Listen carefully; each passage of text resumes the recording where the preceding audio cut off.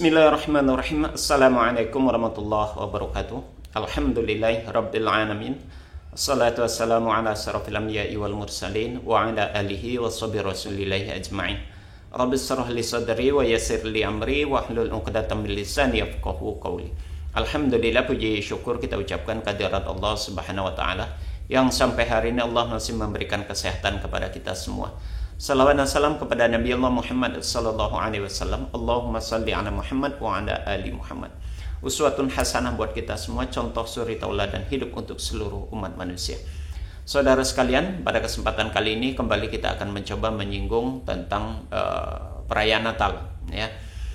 Yang hari ini bertepatan tanggal 24 Desember, itu artinya besok adalah tanggal 25 Desember. Hari yang ditunggu-tunggu oleh sebahagian saudara-saudara kita yang beragama Kristen untuk melaksanakan kegiatan ataupun perayaan Natal, begitu ya. Berkaitan dengan perayaan Natal yang sudah saya jelaskan sebelumnya pada video saya yang ini, di mana ada pelarangan bagi umat Islam untuk mengucapkan selamat Natal, begitu, apalagi merayakannya, begitu saudara. Karena salah satu alasannya adalah bahwasanya tidak ada bukti fakta sejarah yang menunjukkan Yesus itu benar-benar lahir di tanggal 25 Desember. Sehingga tidak ada anjuran di dalam hal ini untuk melaksanakan kegiatan Natal. Jangankan buat umat Islam, di dalam kekristenan sendiri tidak ada ayat dan tidak ada bukti sejarah yang menganjurkan, bahkan Yesus sendiri tidak pernah melaksanakan perayaan Natal. Sebagaimana yang kita ketahui, perayaan Natal itu baru muncul di abad keempat, ya, awal-awal abad keempat. Kalau kita lihat fakta sejarah, itu tepatnya itu perayaan Natal itu mulai semarak itu di sekitar tahun 336 Masehi. Setelah melalui Konsili Nisea, ya, yang pada tahun 325 Masehi, salah satu penetapannya adalah menetapkan Yesus sebagai anak Tuhan, lalu menetapkan tanggal 25 Desember sebagai hari kelahiran Yesus itu sendiri. Maka disemarakkanlah, begitulah bahasanya, disemarakkanlah perayaan Natal ini di kekristenan itu sendiri. Waktu itu tentunya yang masih ada adalah Kristen Katolik Roma waktu itu, ya, karena memang Protestan belum ada. Protestan itu kan baru muncul di abad ke-16, tepatnya 1517 Masehi. Jadi termasuk agama yang baru itu Protestan, ya. Jadi namun demikian sejarah tentang perayaan Natal itu sudah dimulai di abad yang keempat. Ini membuktikan bahwasannya saudara, di masa awal-awal kekristenan, di abad pertama kekristenan, itu Natal tidak pernah ada. Jangankan di masa Rasul, di masa murid-muridnya saja tidak ada itu, ya. Jadi murid-muridnya tidak pernah merayakan tentang kelahiran Yesus itu sendiri.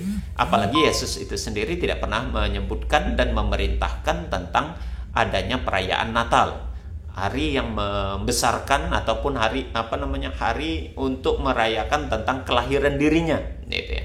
Karena memang tidak pernah didengar kata-kata Natal itu di masa Yesus itu sendiri. Jadi ini salah satu doktrin yang dimunculkan di dalam kekristenan karena bersumber memang dari perayaan yang sudah cukup tua di bangsa Romawi kuno, ya, di mana perayaan Natal ini sebetulnya merupakan bagian dari sinkretisme, ya, sinkretisme dari perayaan Romawi kuno yang kemudian diadopsi di dalam kekristenan itu sendiri.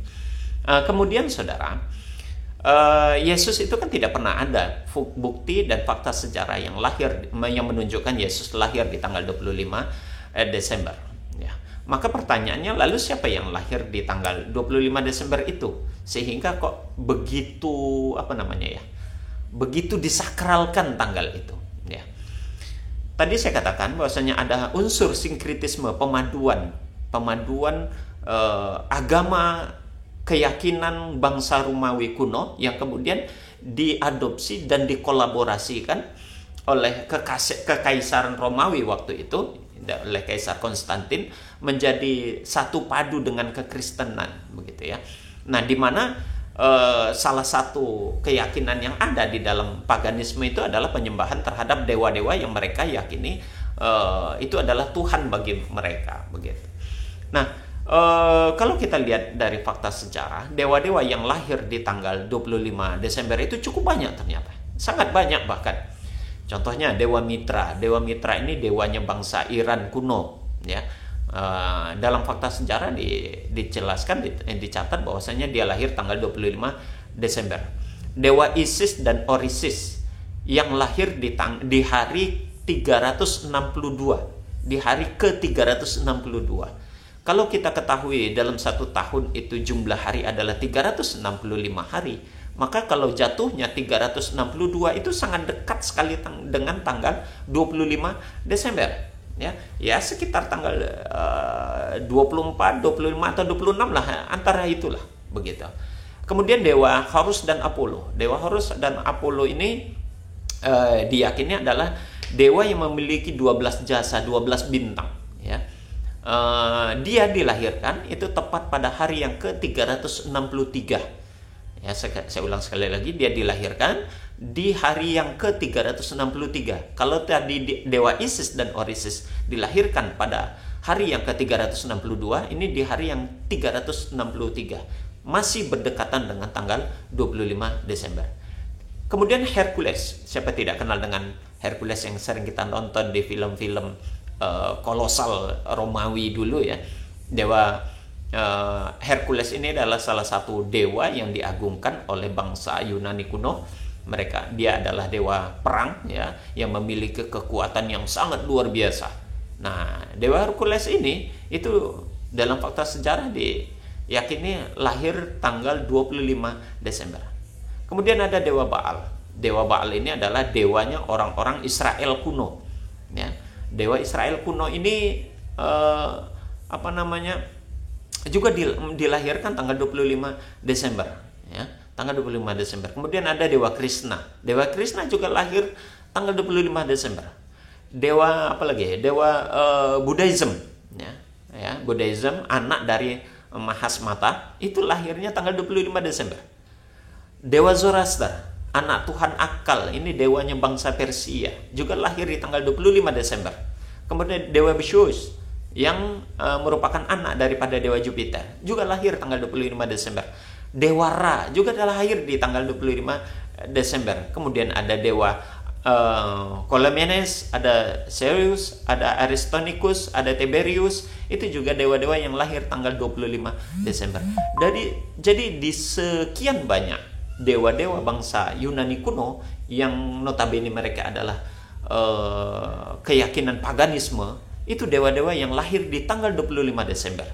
Jadi sangat dekat ada kaitannya peristiwa Natal atau perayaan Natal ini dengan peringatan-peringatan yang berkaitan dengan kelahiran para dewa-dewa paganisme ini, ya, dengan bangsa Yunani kuno ini.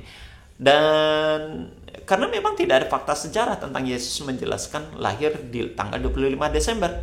Nah, justru dewa-dewa inilah yang diyakini, bahkan sejarah banyak mencatat dewa-dewa inilah yang lahir di tanggal 25 Desember. Sehingga ini yang membuat sumir dan memunculkan keyakinan jangan-jangan perayaan 25 Desember ini adalah peringatan untuk membesarkan dan memperingati hari kelahiran dewa-dewa paganisme, dewa-dewa orang-orang Yunani kuno dulu, dewa Iran kuno dulu, Persia kuno dulu, yang kemudian itu diadopsi dalam konsep perayaan Natal itu sendiri.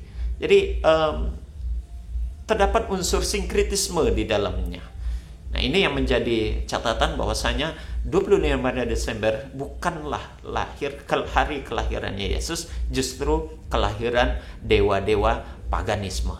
Demikian saudara, semoga saja ini bermanfaat dan menjadi catatan pengetahuan buat kita semua.